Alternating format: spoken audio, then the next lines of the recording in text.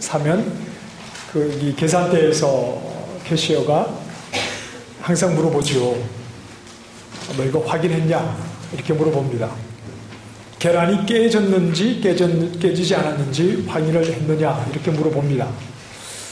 그래서 확인을 못했다고 하면 자기가 그 자리에 열어서 확인을 해보고 혹시 깨진 것이 있으면 가서 다른 걸로 바꾸라고 하든지, 아니면 좀 시간이 한가하고 친절한 직원은 본인이 직접 가서 다른 것으로 교환해서 가져다 주지요.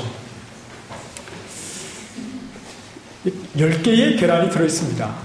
10개가 다 깨어지는 법은 없죠. 그 중에 간혹 하나가 깨어질 때 그 계란은 상품 가치가 없죠. 물론 그것을 다 버리는 것은 아닐 테죠. 그러나 10개의 계란 가운데 하나라도 깨어지면 그것은 팔지 않고 다시 새 것으로, 깨어지지 않은 온전한 것으로 가져가게 합니다. 자, 우리는 하루를 시작하면서 뚜껑을 열었을 때, 여기서 말하는 뚜껑은 이 뚜껑을 이야기하는 것이 아니라 이 마음의 뚜껑입니다. 우리가 하루를 시작하면서 마음의 뚜껑을 열었을 때 한 번이라도 깨어지지 않은 마음을 가지고 시작한 날이 과연 얼마나 있었을까? 어떤 날은 아침부터 깨어진 마음에서 일어나자마자 불평이 흘러나올 때가 있죠. 어떤 날은 잠에서 깨어나면서부터 이 마음속에서 염려와 근심으로 하루를 시작할 때도 있습니다. 또 어떤 날은 게으름이 내 하루를 시작하게 하고, 또는 원망하고 미워하는 마음, 그리고 시기하는 마음이 아침부터 내 안에 가득해서 그렇게 하루를 시작하게 하기도 합니다. 여러 가지 욕심들과 또 혈기와 또는 이 음란함과 말로 다 할 수 없는 온갖 더럽고 거짓되고 그런 흉악한 것들이 오늘도 하루를 시작하려고 문득 잠에서 깨어보면 나도 모르게 그렇게 깨어진 모습으로 하루를 시작할 때가 우리는 어쩌면 거의 매일일 수도 있을 것입니다. 어떨 때는 하나가 아니라 2개, 3개 이렇게 깨어져서 너무나 불량품인 모습으로 그렇게 하루를 시작할 때가 많죠. 참 하나님 앞에서는 상품 가치가 없는 인생입니다. 누가 말입니까? 누가 말이죠? 내가. 오늘은 어떠셨습니까? 아침에 오늘 주일 예배하는 날인데 깨어진 마음이 없이 온전한 모습으로 하나님 앞에 나오셨습니까? 예. 그렇지 못한 분들도 계실 겁니다. 아니면 오는 길에 다 좋았는데 오는 길에 차 안에서 약간 좀 목에 핏줄이 좀 선 경우가 있을 수도 있죠. 자, 우리가 설교를 들을 때 적용을 구체적으로 해주는 설교를 좋아합니다. 그래서 오늘 내가 지금 서 있는 자리에서 나에게 주시는 말씀이 뭐냐? 지금 내가 처한 상황에서 날 보고 어떻게 하라는 말이냐? 그래서 애매모호한 말들을 던지지 말고 구체적으로 이렇게 하라, 저렇게 하라, 그렇게 하면 안 된다, 이게 옳다, 틀렸다를 분명하게 좀 삶 속에 적용해주면 좋겠다, 이런 생각을 가지고 우리는 설교를 들으려고 하죠. 물론 설교에는 적용이 있습니다. 그런데 저는 이렇게 생각을 합니다. 가장 우선적인 적용이 뭐냐? 우리가 하나님 말씀을 들으면서 말씀을 듣고 내 삶에 적용하려고 할 때 가장 우선적인 적용이 뭐냐? 그것은 예수 그리스도입니다. 예수 그리스도를 나에게 적용하는 것. 하나님, 지금 제가 이런 상황에서 이것을 해야 합니까 말아야 합니까에 대한 적용보다 그 전에 이 자리에 앉아있는 우리 모두에게 가장 우선적으로 적용되어야 되는 내용은 예수 그리스도를 나에게 적용하는 것입니다. 자, 여러분, 말씀을 적용한다는 것은 나를 포기한다는 말이기도 합니다. 이런 예를 한번 들어보십시다. 말씀에서 거짓말하지 마십시오 라는 말씀을 내 삶에 적용하려면 거짓말을 하지 말아야지요. 우리가 거짓말은 언제 합니까? 불리할 때 하지요. 그래서 거짓말 한마디 하면 이 어려운 상황을 좀 쉽게 지나갈 수 있어요. 조금만 비겁하면 사는 건 재미있습니다. 조금만 비겁하면 내가 처한 이 곤란한 상황에서 벗어날 수 있지만 이런 나 중심의 생각들을 좀 포기하고 내가 잘 되기를 좀 포기하고 그래도 진실하게 말해서 내가 잘못한 데에 대한 이 책임을 지는 것. 결국 말씀을 적용한다는 것은 나를 포기한다. 이런 말이기도 합니다. 그럼 말씀의 구체적인 적용은 예수님이어야 한다고 했는데 예수님을 나에게 적용한다는 것 역시 내가 포기되어야 한다는 말이죠. 이것은 거짓말하지 말라 그 말씀을 적용하면서 거짓말을 하지 말아야 하는 한 부분을 포기하는 것이 아니라 나라고 하는 인생 전체를 나의 전부를 포기해야 한다는 말입니다. 언제 말입니까? 예수 그리스도를 나에게 적용할 때 예수 그리스도를 나에게 적용할 때는 나의 모든 것을 다 포기해야만 예수님을 적용할 수가 있는 것입니다. 하루하루를 살아가면서 늘 온전하지 못하고 깨어진 채로 상품 가치를 잃어버린 계란처럼 하나님 앞에 가치 없는 나의 전부를 포기하는 것 이것이 예수 그리스도를 나에게 적용할 때 일어나는 일이죠. 성경에 보면 예수님에 대한 호칭이 여러 가지가 있습니다. 예수님을 하나님의 아들이다 이렇게 표현하기도 하고 또 그리스도 또는 주 또는 왕 다양하게 예수님을 표현하는 말들이 있습니다. 그런데 이 사도 바울은 예수님을 가리켜서 특이하게 호칭을 했습니다. 마지막 아담 이렇게 표현했습니다. 한번 따라해 보실까요? 마지막 아담. 아담이라는 말은 사람이라는 이런 말이죠. 사람. 흙으로 지음받은 피조물. 사람. 이게 아담이라는 말입니다. 예수님을 가리켜서 사도 바울은 고린도 전서에서 마지막 아담이다. 이 말은 첫째 아담과 비교해서 부르는 호칭입니다. 첫째 아담과 비교할 때 예수님은 마지막 아담이다. 이 첫째 아담은 에덴 동산의 아담입니다.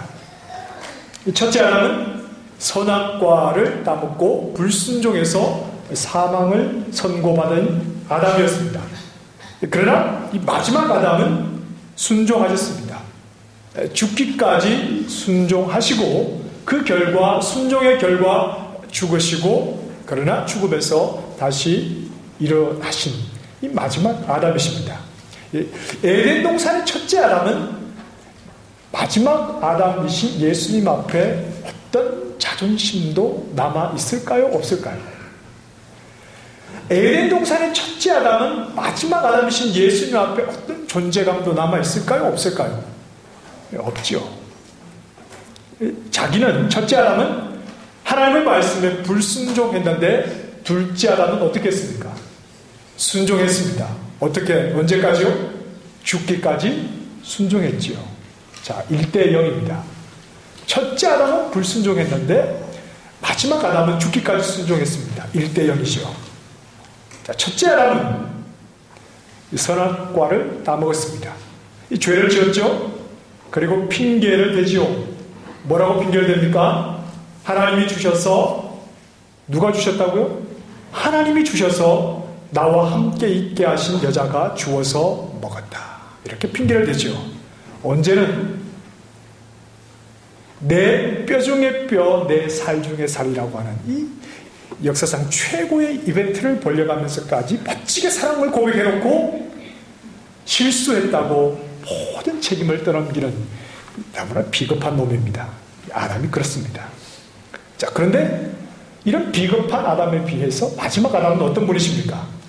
우리가 아직 죄인 되었을 때에 더러울 때 아주 추악할 때 냄새날 때 썩어 있을 때 그때 우리의 몸을 입으시고 죄인이 받아야 할 저주를 대신 받으시고 우리를 사랑하시되 끝까지 사랑하신 분이십니다. 첫째 아담과는 비교가 안 되죠? 2대 0. 자, 첫째 아담은 또 불순종의 결과, 죄의 결과 사망이었습니다. 그러나 마지막 아담은 죽음을 이기시고 다시 살아나셨죠? 3대 0입니다. 축구에서 3대 0은 완패. 곧 월드컵이 시작되는데 3대 0으로 졌다. 이것은 그 실력 가지고는 상대를 할 수 없다. 이런 말이죠. 한참 모자란다는 말입니다. 첫째 아담은 마지막 아담 앞에 어떤 자존심도 내세울 수가 없고 어떤 존재감도 없습니다. 그런데 마지막 아담이신 예수 그리스도 앞에 첫째 아담은 형체도 없이 사라져야 하는 것이 마지막 아담 앞에 있는 이 첫째 아담의 모습이죠. 그 첫째 아담이 누굽니까? 첫째 아담이 살아있습니까? 죽었습니까? 살아있습니까? 죽었습니까? 저도 좀 흉내를 내야 되겠네요. 대답 좀 하세요. 대답 좀. 첫째 아담이 살아있습니까? 죽었습니까? 예, 죽었지만 살아있죠. 어디에 있습니까? 어디에 있다고? 예, 여기 있죠. 우리 다 첫째 아담들 아닙니까? 우리가 다 첫째 아담들이죠. 그 첫 아담의 죄, 그 원죄를 가지고 태어난 우리는 바로 다 첫째 아담들입니다. 이 대표성의 원리라고 말하죠. 첫 아담은 오늘 나를 대표한 아담이었죠. 나의 불순종과 하나님 보시기에 옳지 않은 나의 모습을 첫 아담이 대표로 보여준 것입니다. 나를 대신해서 첫 아담이 보여준 것입니다. 여러분 이 사실을 받아들일 수 있습니까? 받아들일 수 있습니까? 없습니까? 대답 좀 하세요. 첫 아담은 나의 불순종, 나의 죄를 대신해서 보여준 것입니다. 그렇습니까? 그렇지 않습니까?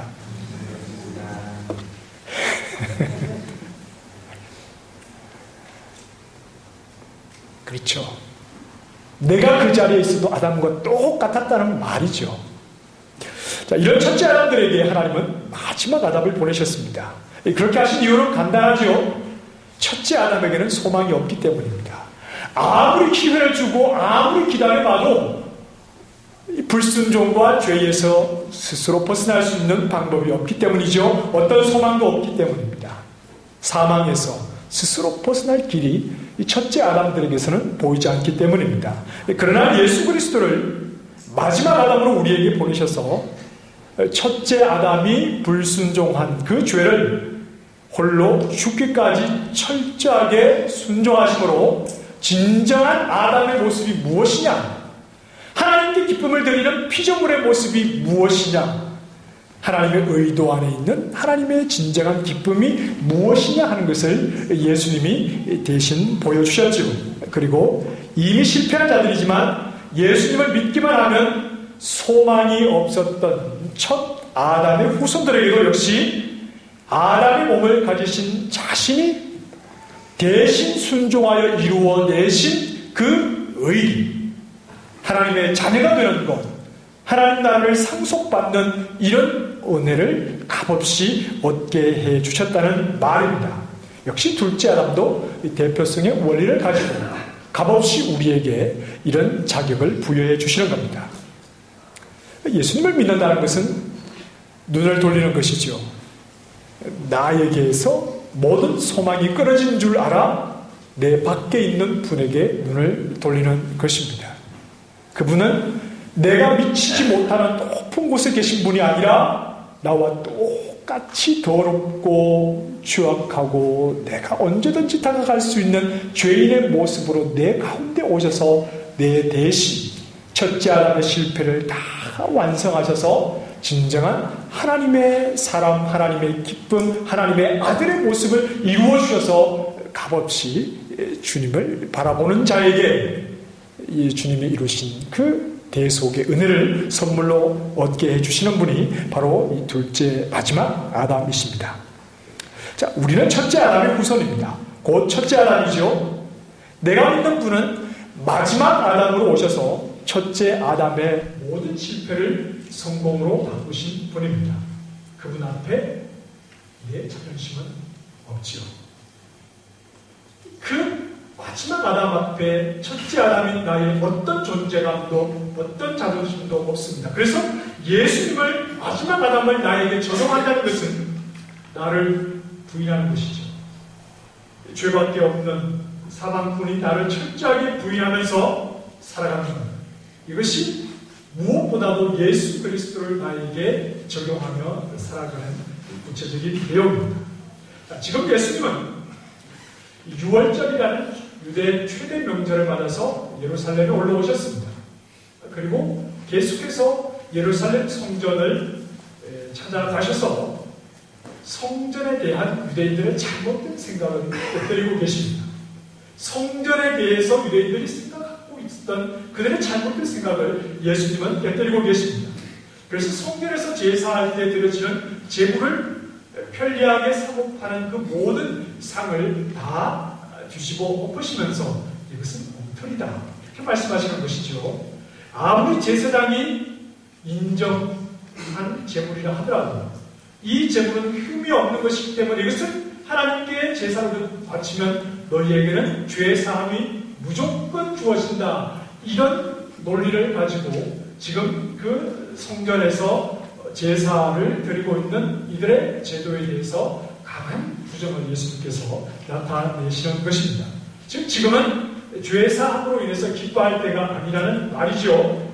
대신 죄로 인한 상한 심령을 잊지 말라는 것입니다. 제사의 의미가 무엇입니까? 너희가 제물로 제사했으니 이제 죄에서 자유한다. 이것을 이야기하려고 하는 것이 아니라 나는 제사를 할 수밖에 없는 죄인이다. 하나님 앞에 내 대신 제물을 잡아 드릴 수밖에 없는 죄인이다 하는 것을 잊지 말아야 하는 것이 제사를 드리는 진정한 의미입니다. 예를 들어서 제 아들 녀석이 좀 부주의해서 거울을 깨뜨렸다고 한번 예를 들어 봅시다. 그래서 제가 벌을 주시니 너 이렇게 부주의해서 거울을 깨뜨렸으니 잔디밭에 가서 잡초를 가보거라. 사태의 잔디밭은 좀 넓은데 잡초를 가보거라. 제 의도가 무엇이겠어요? 잡초를 뽑으면서 나는 왜 이렇게 좀 단정하지 못하고 왜 이렇게 좀 조심성이 없는 걸까? 스스로에 대해서 반성하라는 의미로 잡초를 뽑으라고 했죠. 그런데 제 의도와 달리 이 녀석이 잡초를 뽑으면서 이제 잡초가 다 뽑으면 나는 더 이상 거울을 깨뜨린 죄책감에서 자유할 수 있다. 야호 신난다. 이렇게 잡초를 뽑는 것은 벌을 내린 저의 의도가 아니죠. 하나님 앞에 성전에서 제사를 한다는 것은 무엇입니까? 내가 죄를 지었지만 제사를 했으니 나는 이제 죄에서 자유하다.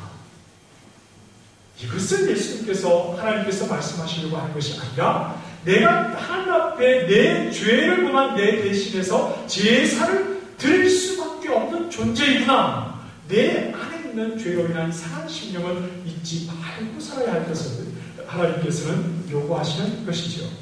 그런데 그런 식으로 생각하지 않았죠. 성전 제사를 관리하는 제사장들은 그런 부분에 대해서 생각을 하지 않았던 사람들입니다. 그래서 예수님께서 그들에게 예수님께 나와서 시비를 거는 거죠.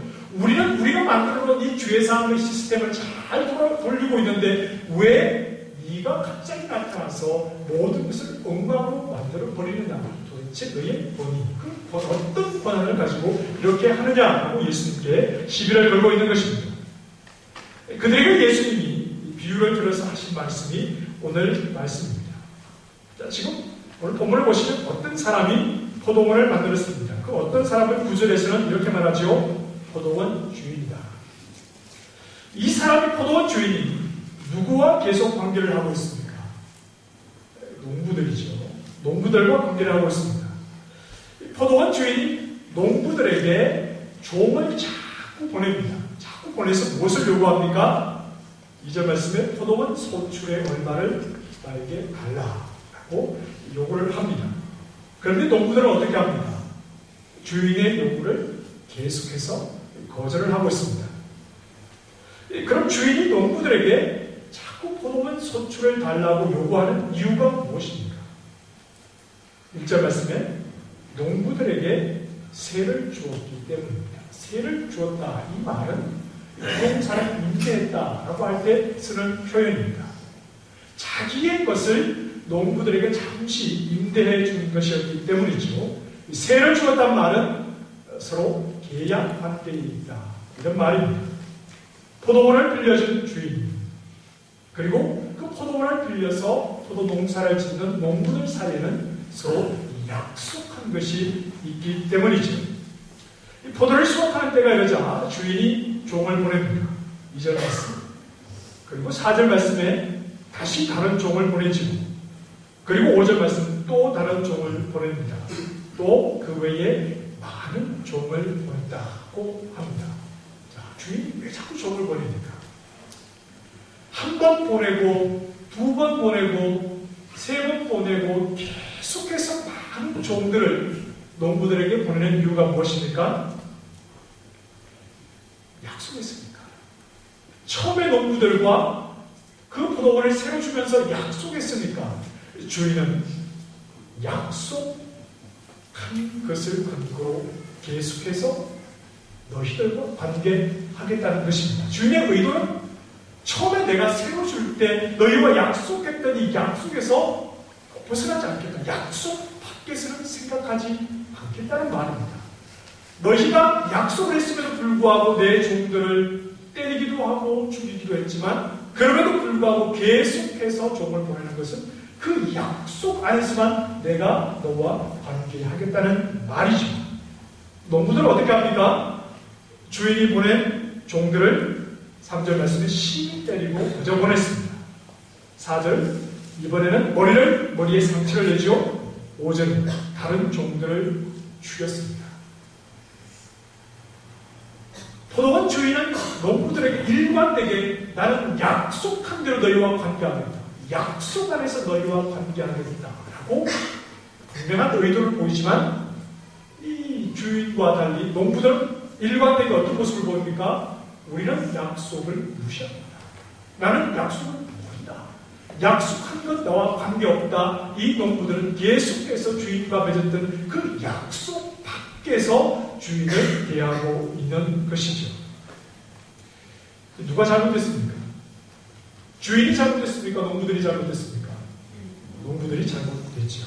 주인은 끝까지 약속에 충실하겠다는 것이지만 농부들은 끝까지 약속을 인정하지 않고 약속 밖에 있겠다는 말입니다. 마지막으로 누구를 보냅니까? 아들을 보내죠. 이미 여러 차례 주인을 거부한 종들이었습니다. 그러나 하나님은 포기하지 않고 그들에게 마지막으로 아들을 보내주셔서 한 번 더 기회를 주시겠다는 말입니다. 그러나 농부들은 지금까지 해왔던 것처럼 주인이 보낸 아들, 그 포도원의 상속자인 아들을 죽여서 어떻게 했습니까? 땅에 파묻었습니까? 포도원 밖으로 내던졌죠. 우리와 관계가 없다는 것입니다. 이것은 우리의 방법으로 우리의 소유가 될 수 있다는 말이죠.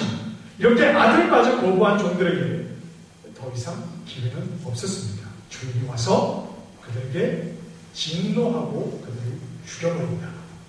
이것이 오늘 비유의 말씀입니다. 이 비유 속에 이스라엘의 역사가 있죠. 이스라엘은 하나님의 약속의 모든 것을 걸어야 하는 백성입니다. 여러분, 이 구약의 이스라엘 역사를 한번 생각해 보시기 바랍니다. 이스라엘은 하나님의 백성은 하나님의 약속의 모든 것을 걸어야 했던 사람들이었습니다. 하나님이 아브라함을 부르실 때부터 아브라함도 하나님의 약속을 바라보는 사람이었습니다.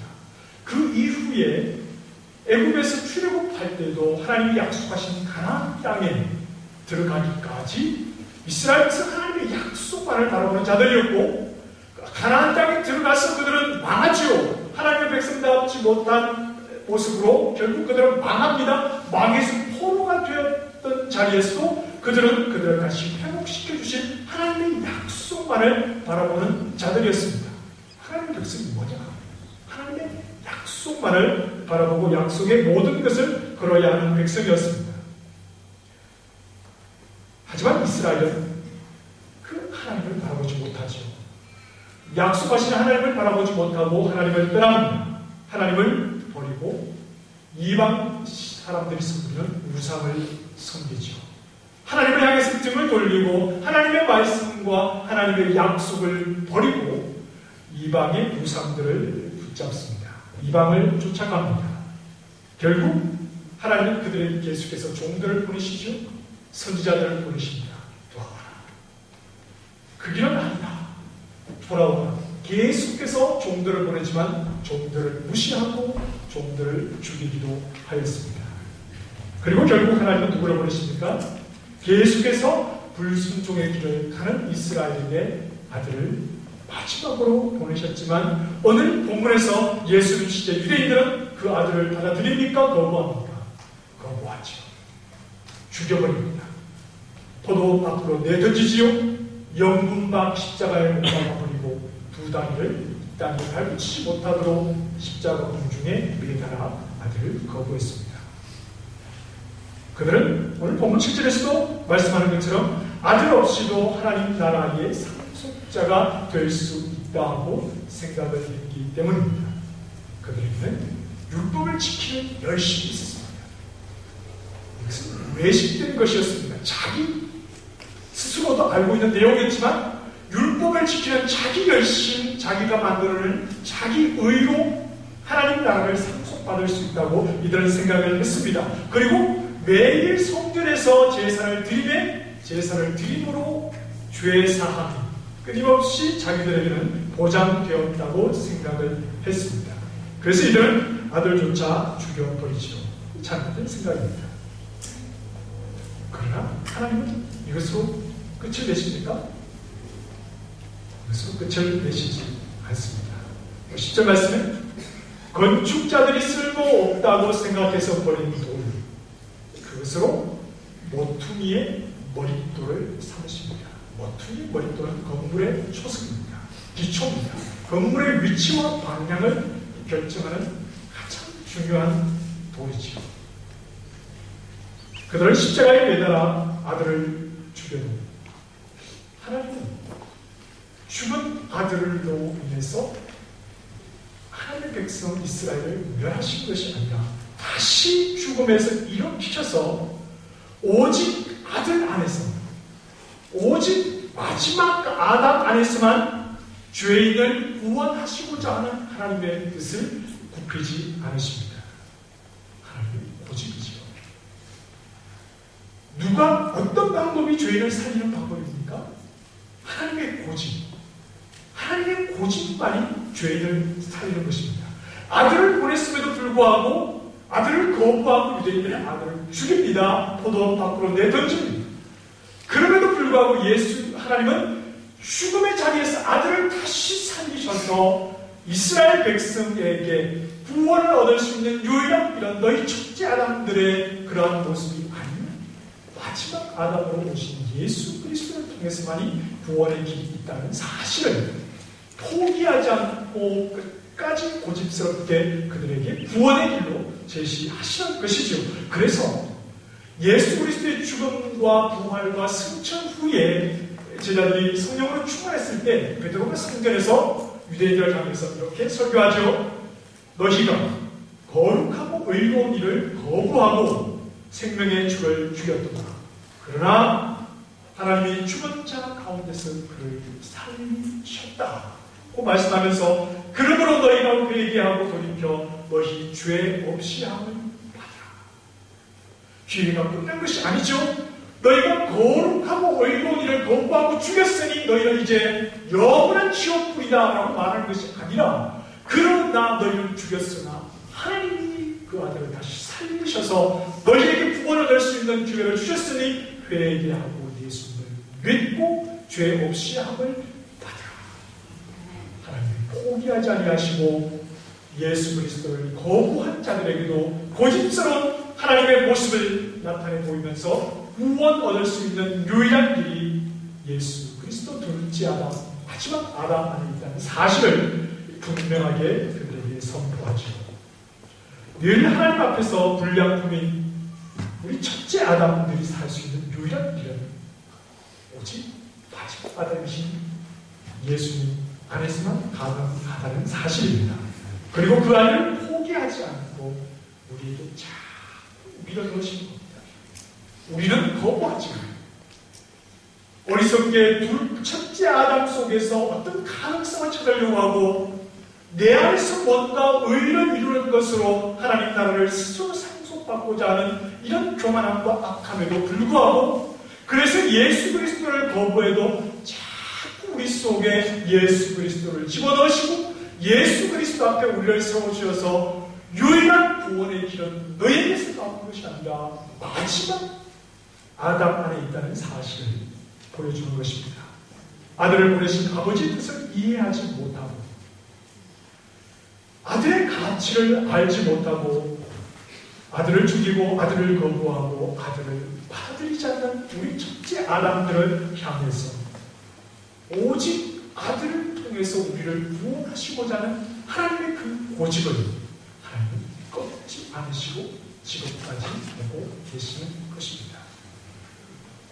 10년을 교회를 다니고 어머니 뱃속에서부터 모태신앙으로 교회를 평생 다니도 아직도 예수님을 만나지 못해서 진정한 구원의 은혜를 알지 못하는 나에게 이미 여러 차례 하나님의 은혜를 받을 수 있는 기회들이 있음에도 불구하고 내 마음이 꽉 닫혀서 아직도 예수 그리스도 그 마지막 아담을 만나지 못한 나에게 오늘 또 하나님은 예수 그리스도를 밀어넣으시고 그 앞에 나를 세우시면서 다시 예수 그리스도 앞에서 내가 변화되기를 하나님은 지금도 고집스럽게 우리에게 나타내고 계십니다.